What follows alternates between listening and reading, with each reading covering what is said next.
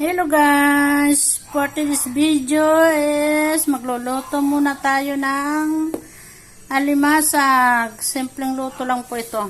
Ito ay may bawang at saka konting asin dahil ito ay inaasinan ko sapagkat ito ay hindi na maalat dahil marami nang pinagdadaanan yan. Yan ay inaano na nila. Dinadaan na yan sa kung saan-saan na maraming ice. Ngayon, ang aking ingredient dyan, bawang lang at asin. Simpleng steam lang po. Ang isasabaw ko naman ay itong orange, royal orange, para magkalasa, kaunting sabaw. Ganun lang po kasimple eh. Mga kalahati lang po sinabaw ko. Ngayon ay ating tatakpan. Ang orange po ay pangpalasan yan. Para sumipsip ang lasa niya na medyo matamis-tamis. Ngayon ay ating sisindihan ng apoy. After 20 minutes, ito ay luto na. Ngayon naman guys, ay magluluto ako ng hipon. Ang aking mga ingredient ay kikuman, oyster sauce, angkorn, bawang, celery, dahon ng celery at sibuyas. Ngayon ay maglalagay tayo ng angkorn ng kaunti sa kawali. Ko na pinakita guys kasi at ilalagay ko ang bawang.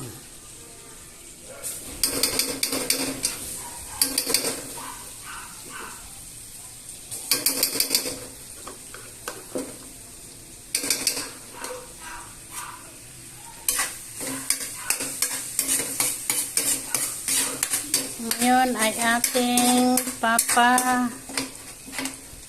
tutuin yung medyo brown na po. Tsaka natin ilalagay ang sibuyas.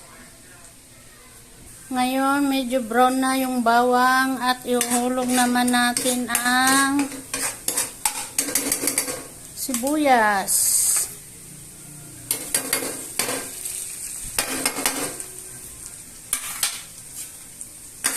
Dinamihan ko lang yan ng sibuyas at saka bawang. Ang bawang ay mga 3 bote lang, sibuyas 2 piraso. Yan ay dinagdagan ko sapagkat ang aking hipon ay 1 kilo yan mahigit. Madami yan. Kaya medyo dagdag tayo ng ingredient. Isusunod ko na ang hipon guys. Ito na ang aking hipon. Dami.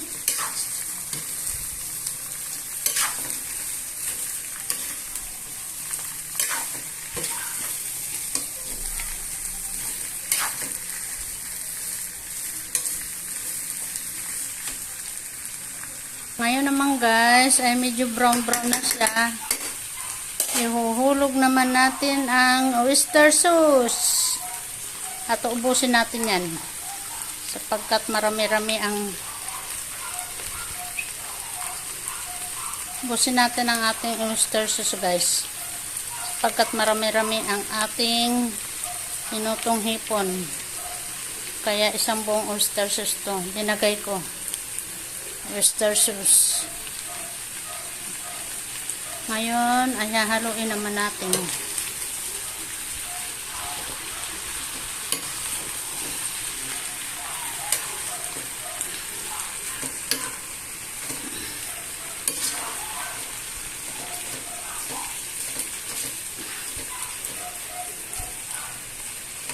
Tayin muna natin mag-absorb yung oyster sauce. Ngayon naman guys, medyo brown na silang lahat. Lalagyan naman natin ng kikuman. Konti lang, tansya na lang kung gaano karami ang kikuman na pwede ilagay.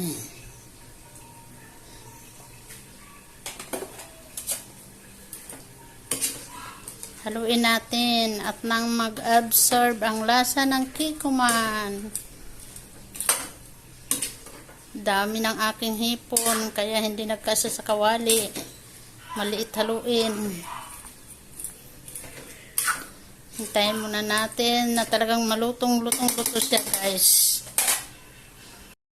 Ngayon, guys, ito naman ay nag-absorb na ang oyster sauce. Ang atin naman ay gagawin nito ay sasabawan natin ang Royal True Orange. Royal True Orange. Yan ay sasabaw natin para maluto talaga siya. Konting sabaw lang po kasi mukhang dumadami na sila. Lagyan natin ng, yan ang pinakasabaw niya.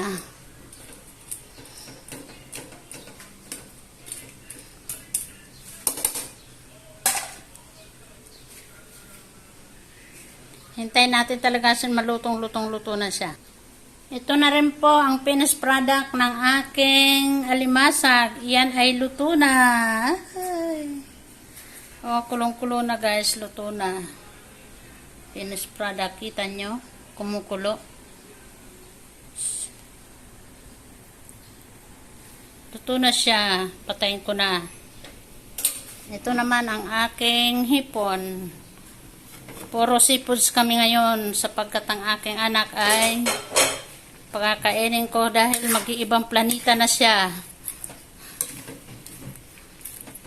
Daming sabaw guys. Pero kakonti. Lilit pa yan mamaya.